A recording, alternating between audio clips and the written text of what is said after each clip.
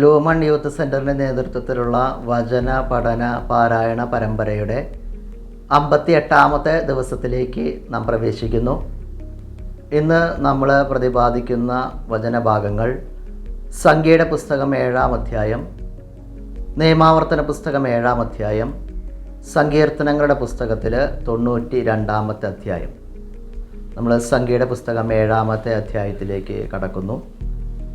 12 ഗോത്ര നേതാക്കന്മാർ കാഴ്ചയർപ്പിക്കുന്നതാണ് ഈ അധ്യായത്തിൽ കണ്ടുമുട്ടുന്നത്. കൂടാരപ്രതിഷ്ഠയ്ക്കായിട്ടുള്ള കാഴ്ചകളായിരുന്നു അത്.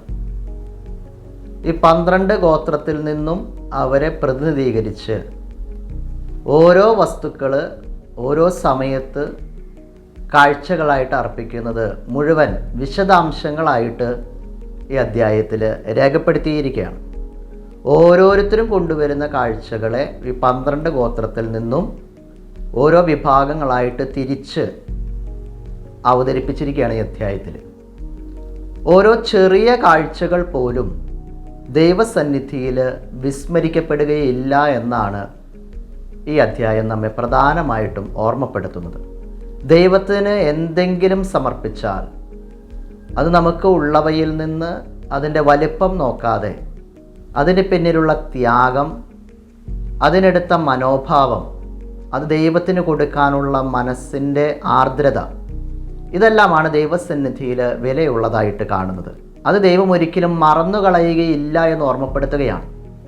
ഈ 12 ഗോത്രത്തിൽ നിന്നും ഒരേപോലെയുള്ള കാഴ്ചവസ്തുക്കൾ സമർപ്പിച്ചുവെന്നാണ് പറയുക. എന്നിട്ട് അതെല്ലാം വിശദമായിട്ട് ഈ അധ്യായത്തിൽ രേഖപ്പെടുത്തിയിരിക്കുകയാണ്. ഒരു ചെറിയവൻ പോലും ദൈവസന്നിധിയിൽ നിന്ന് വിസ്മരിക്കപ്പെടുന്നില്ല എന്നുള്ള വലിയൊരു പ്രത്യാശയുടെ ഗീതം ഈ അധ്യായം ഓരോ വിശ്വാസിക്കും നൽകുന്ന ആത്മവിശ്വാസം ചെറുതല്ല. നിയമാവർത്തന പുസ്തകം 7-ാമത്തെ അധ്യായത്തിലേക്ക് കടക്കുമ്പോൾ ഇസ്രായേലിനെ ദൈവം തിരഞ്ഞെടുക്കാൻ കാരണമെന്താണെന്ന് ഈ അധ്യായത്തിൽ നമുക്ക് കാണിച്ചു തരികയാണ്. നിങ്ങൾ ഈ ലോകത്തിൽ എല്ലാ ജനതകളിലും വെച്ച് ഏറ്റവും ചെറിയ ജനമായതുകൊണ്ട്, ഒരു യോഗ്യതയും ഇല്ലാത്തത് കൊണ്ടാണ് ഇസ്രായേലിനെ തിരഞ്ഞെടുത്തതെന്ന് ഈ അധ്യായത്തിൽ സുവ്യക്തമാക്കുകയാണ്. സഭയിൽ അംഗമായതിൻ്റെ വില എന്താണെന്ന് ദിനം പ്രതി നാം തിരിച്ചറിയാൻ പ്രാപ്തമാക്കുന്ന ഒരു ഭാഗം കൂടിയാണ് ഇത്. തിരഞ്ഞെടുക്കപ്പെട്ട ജനത പീഡനം അനുഭവിക്കേണ്ടവരാണ്. കാരണം അതിൽ നിന്നാണ് രക്ഷകൻ പിറവി കൊള്ളേണ്ടത്. ഇപ്പം രക്ഷകൻ പിറവി കൊള്ളണമെങ്കിൽ അതിന് വേണ്ടതായിട്ടുള്ള പീഡനങ്ങളിലൂടെ, കഷ്ടപ്പാടുകളിലൂടെ, ബാലാരിഷ്ടതകളിലൂടെ വേണം രക്ഷകൻ സംജാതമാകാൻ എന്നൊരു ഓർമ്മപ്പെടുത്തൽ.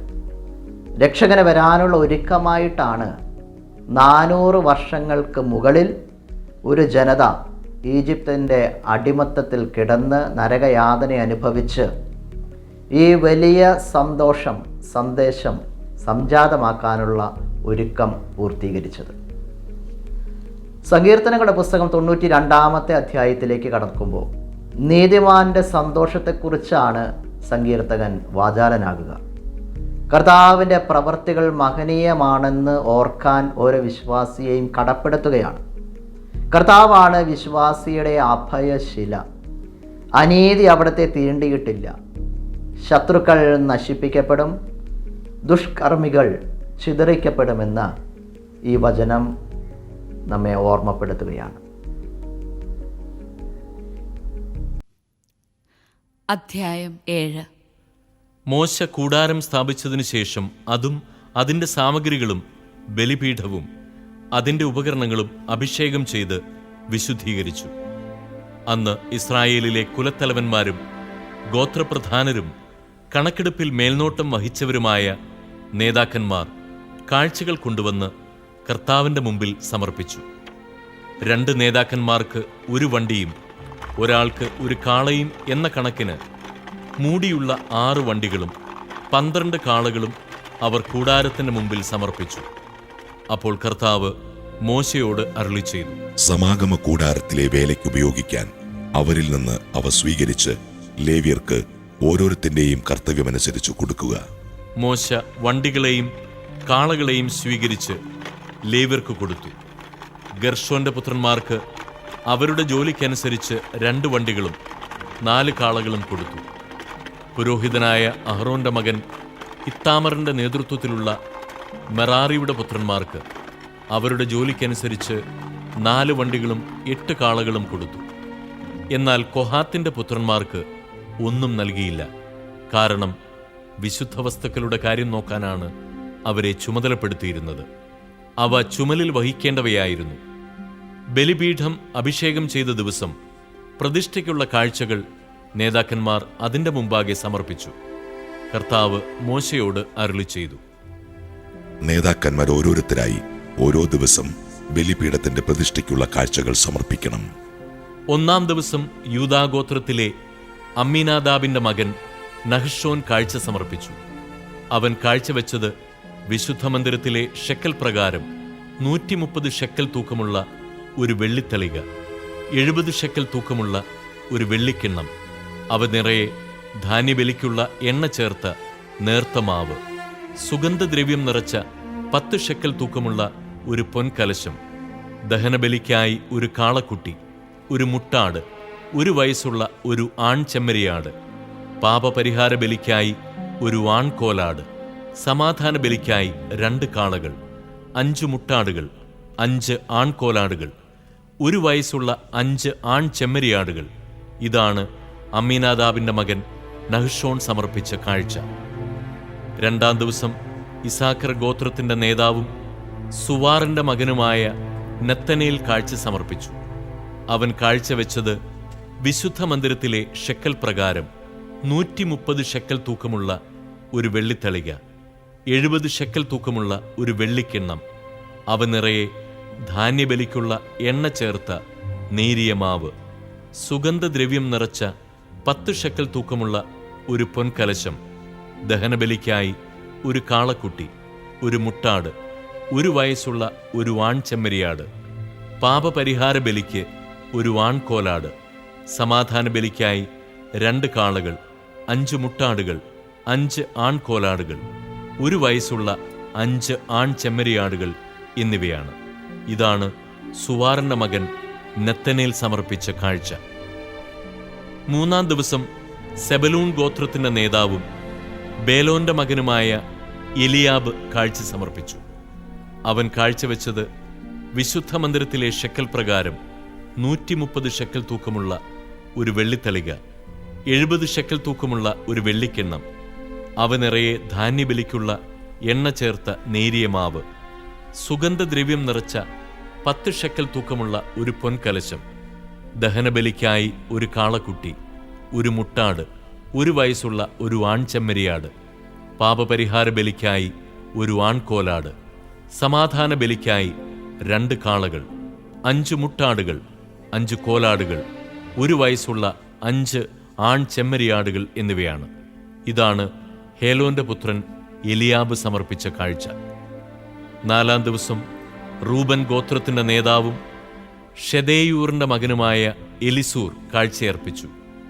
അവൻ കാഴ്ചവെച്ചത് വിശുദ്ധ മന്ദിരത്തിലെ ഷെക്കൽ പ്രകാരം 130 ഷെക്കൽ തൂക്കമുള്ള ഒരു വെള്ളിത്തളിക, 70 ഷെക്കൽ തൂക്കമുള്ള ഒരു വെള്ളിക്കിണ്ണം, അവ നിറയെ ധാന്യബലിക്കുള്ള എണ്ണ ചേർത്ത നേരിയ മാവ്, സുഗന്ധദ്രവ്യം നിറച്ച 10 ഷെക്കൽ തൂക്കമുള്ള ഒരു പൊൻകലശം, ദഹനബലിക്കായി ഒരു കാളക്കുട്ടി, ഒരു മുട്ടാട്, 1 വയസ്സുള്ള ഒരു ആൺചെമ്മരിയാട്, പാപപരിഹാര ബലിക്കായി ഒരാൺകോലാട്, സമാധാന ബലിക്കായി 2 കാളകൾ, 5 മുട്ടാടുകൾ, 5 ആൺകോലാടുകൾ, 1 വയസ്സുള്ള 5 ആൺചെമ്മരിയാടുകൾ എന്നിവയാകുന്നു.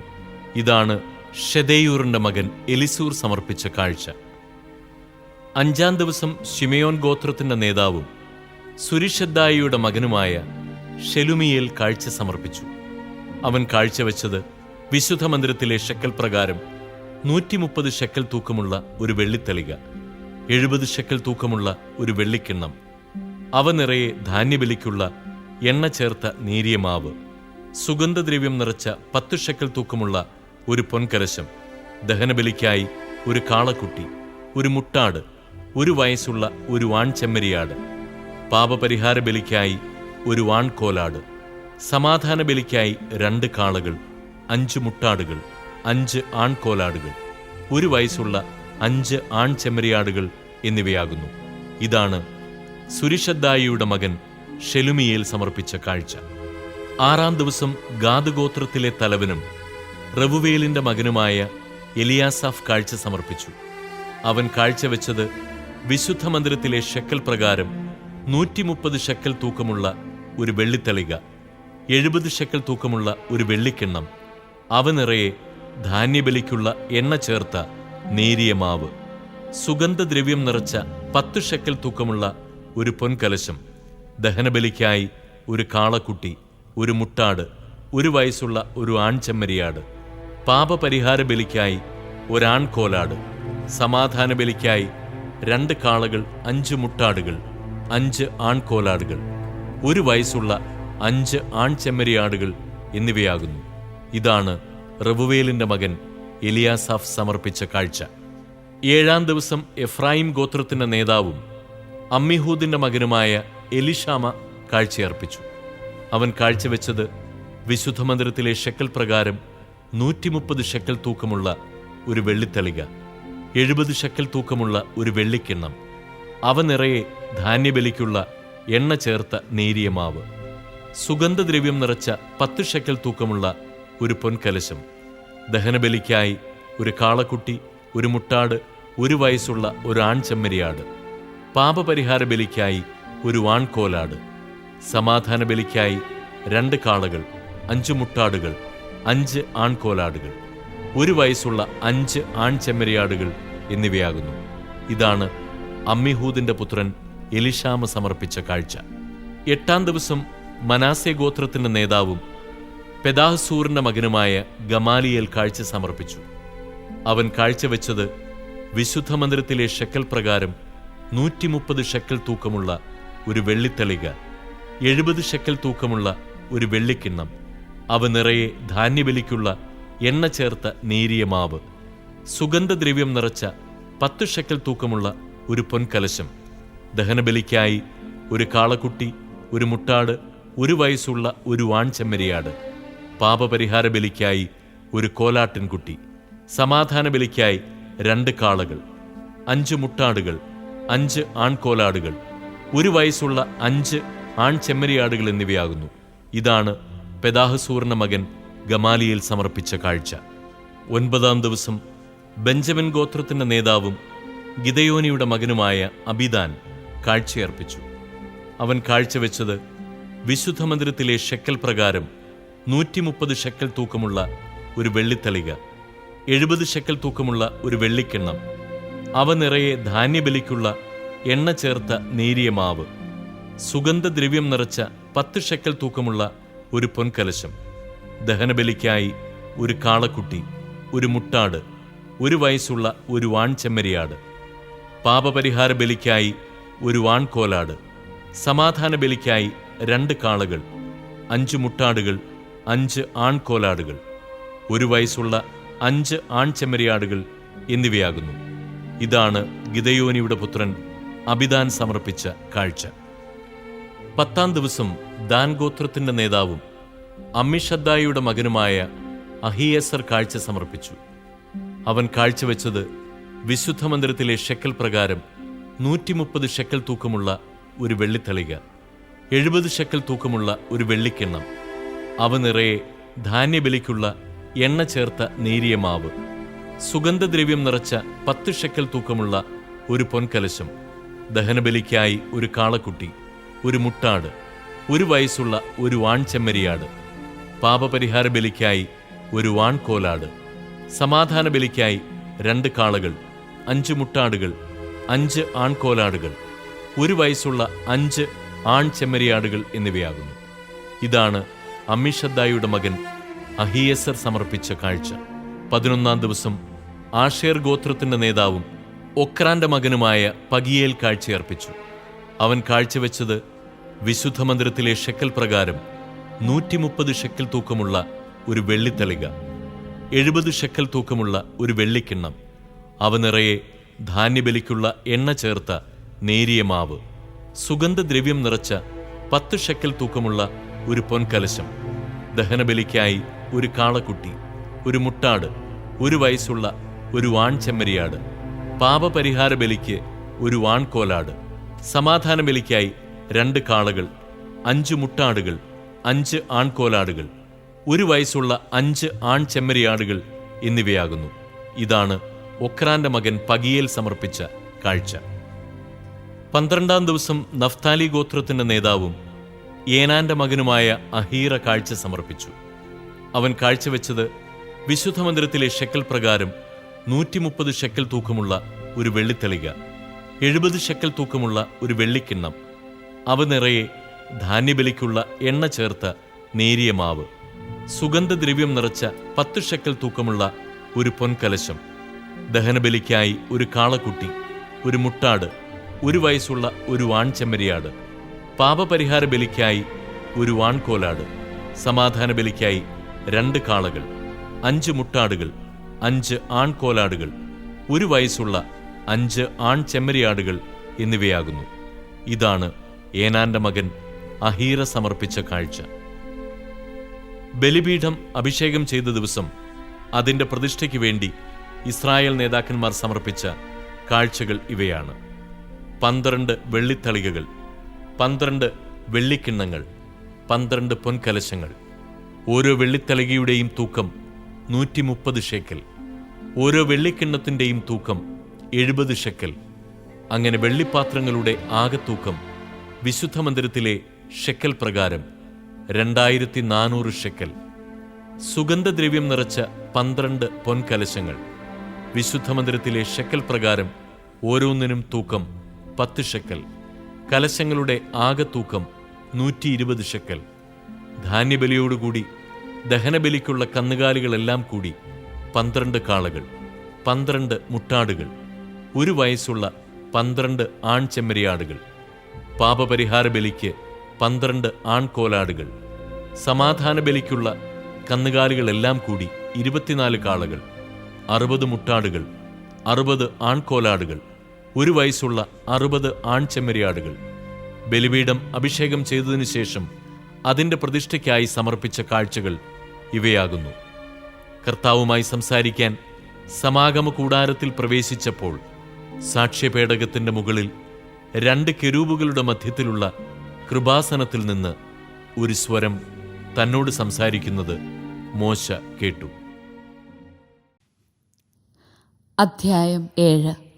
നിങ്ങൾ ചെന്ന് കൈവശമാക്കാൻ പോകുന്ന ദേശത്തേക്ക് നിങ്ങളുടെ ദൈവമായ കർത്താവ് നിങ്ങളെ കൊണ്ടുപോകുകയും അനേകം ജനതകളെ, നിങ്ങളെക്കാൾ സംഖ്യാബലവും ശക്തിയുമുള്ള ഹിത്യർ, ഗർഗാഷ്യർ, അമോര്യർ, കാനാന്യർ, പെരീസ്യർ, ഹിവ്യർ, ജബൂസ്യർ എന്നീ 7 ജനതകളെ നിങ്ങളുടെ മുൻപിൽ നിന്ന് ഓടിക്കുകയും അവരെ നിങ്ങൾ കേൾപ്പിച്ചു തരികയും ചെയ്യുമ്പോൾ അവരെ പരാജയപ്പെടുത്തുകയും നിശ്ശേഷം നശിപ്പിക്കുകയും ചെയ്യണം.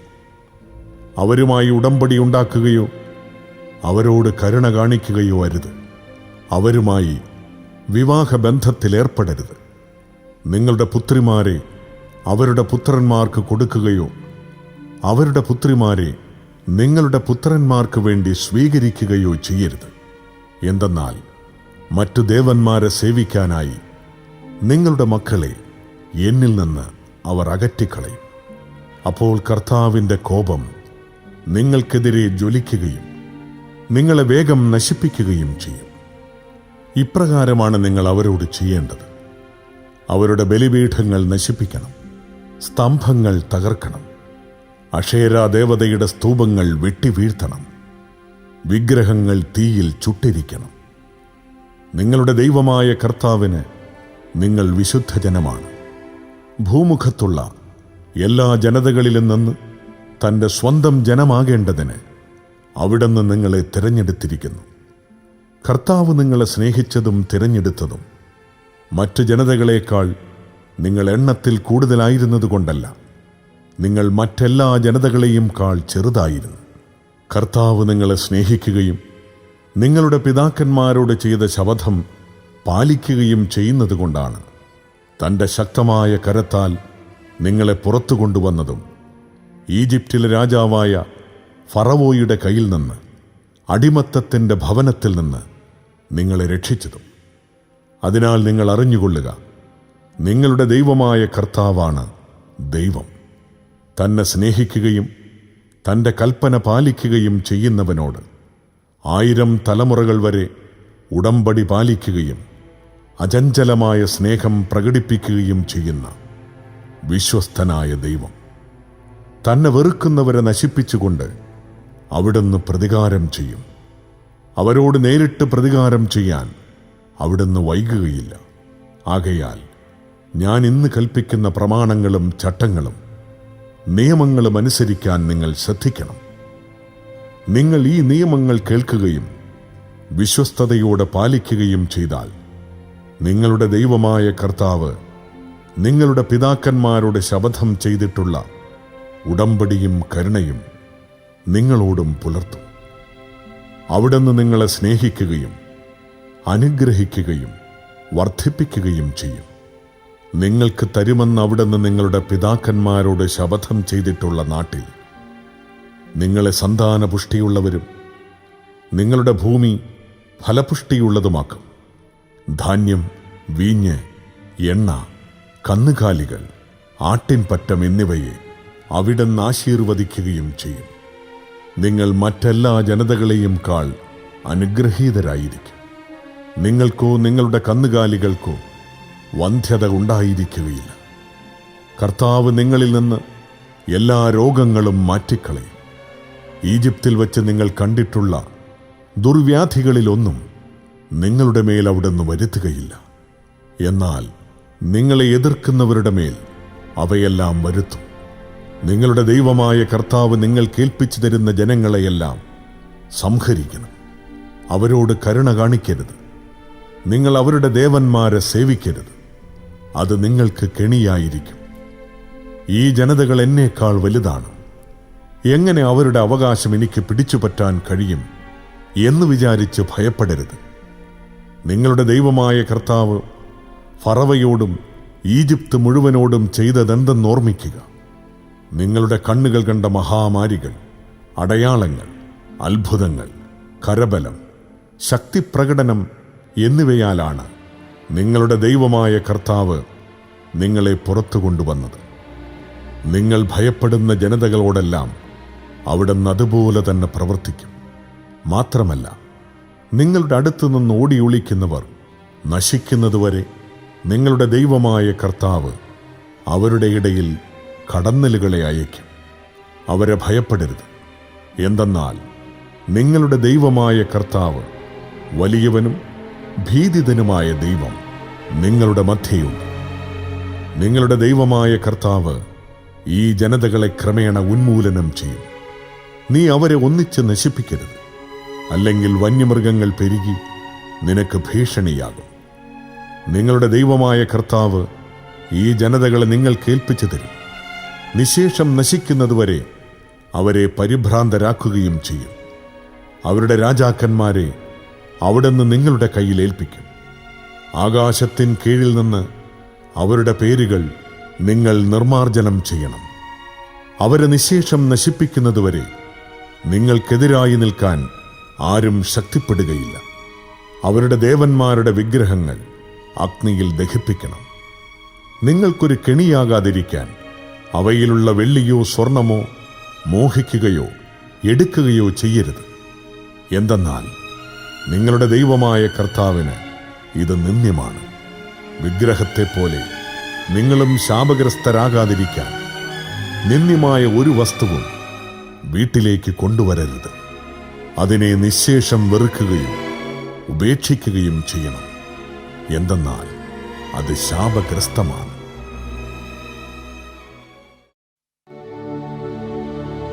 നീതിമാന്മാരെ തൻ്റെ അങ്കണങ്ങളിൽ നട്ടുപിടിപ്പിച്ച് തഴച്ചു വളരാൻ ഇടയാക്കുന്ന കർത്താവിന് സ്തുതി പാടുകയാണ് 92-ാം സങ്കീർത്തനം. ദൈവമേ, അങ്ങയെ സ്തുതിക്കാൻ തക്കവണ്ണം നീതിയിൽ എന്നെ വേരുറപ്പിച്ചാലും.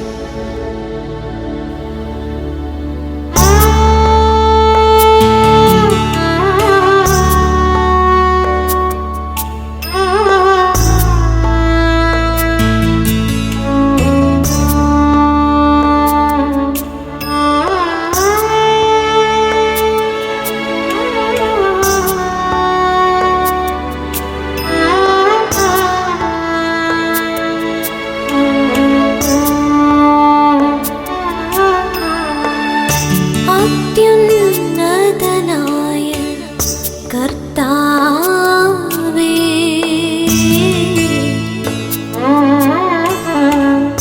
അങ്ങേക്കും കൃതജ്ഞതയർപ്പിക്കുന്നതും അങ്ങയുടെ നാമത്തിന് സ്തുതികളാലപിക്കുന്നതും എത്ര ശ്രേഷ്ഠം. ദശതന്ത്രീനാദത്തോടു കൂടെയും കിന്നരവും വീണയും മീട്ടിയും പ്രഭാതത്തിൽ അങ്ങയുടെ കരുണയെയും രാത്രിയിൽ അങ്ങയുടെ വിശ്വസ്തതയെയും ഉദ്ഘോഷിക്കുന്നത് എത്ര ഉചിതം. കർത്താവേ, അങ്ങയുടെ പ്രവൃത്തികൾ എന്നെ സന്തോഷിപ്പിച്ചു. അങ്ങയുടെ അത്ഭുത പ്രവൃത്തി കണ്ട് ഞാൻ ആനന്ദഗീതം ആലപിക്കുന്നു.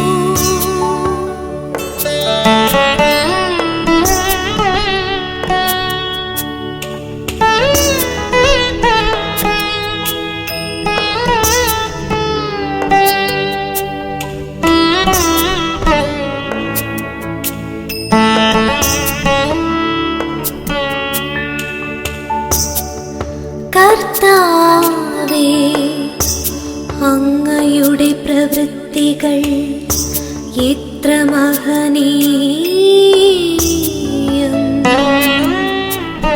അങ്ങയുടെ ചിന്തകൾ എത്ര അഗാധം. ബുദ്ധിഹീനന് ഇത് അജ്ഞാതമാണ്. ഭോഷന് ഇത് മനസ്സിലാക്കാൻ കഴിയുന്നില്ല. ദുഷ്ടർ പുല്ലുപോലെ മുളച്ചു പൊങ്ങുന്നു. തിന്മ ചെയ്യുന്നവർ തഴച്ചു വളരുന്നു. എങ്കിലും അവർ എന്നേക്കുമായി നശിപ്പിക്കപ്പെടും. കർത്താവേ, അങ്ങ് എന്നേക്കും ഉന്നതനാണ്. കർത്താവേ, അങ്ങയുടെ ശത്രുക്കൾ നശിക്കും. ദുഷ്കർമ്മികൾ ചിതറിക്കപ്പെടും. എന്നാൽ അവിടുന്ന് എന്റെ കൊമ്പ് കാട്ടുപോത്തിന്റെ കൊമ്പ് പോലെ ഉയർത്തി. അവിടുന്ന് എന്റെ മേൽ പുതിയ തൈലം ഒഴിച്ചു. എന്റെ ശത്രുക്കളുടെ പതനം എന്റെ കണ്ണു കണ്ടു. എന്നെ ആക്രമിക്കുന്ന ദുഷ്ടരുടെ ദുരന്തം എന്റെ ചെവിയിൽ കേട്ടു. നീതിമാന്മാർ പന പോലെ തഴയ്ക്കും. ലബനോനിലെ ദേവദാരു പോലെ വളരും.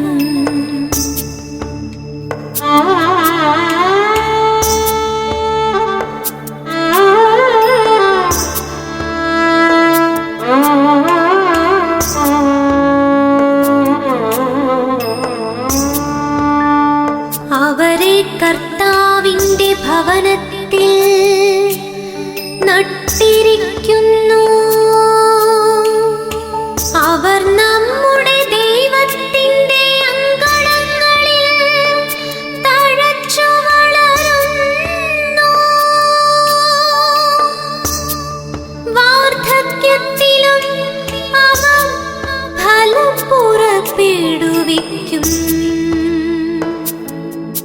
അവർ എന്നും ഇലചൂടി പുഷ്ടിയോടെ നിൽക്കും. കർത്താവ് നീതിമാനാണെന്ന് അവർ പ്രഘോഷിക്കുന്നു. അവിടുന്നാണ് എൻ്റെ അഭയശില. ആ നീതി അവിടുത്തെ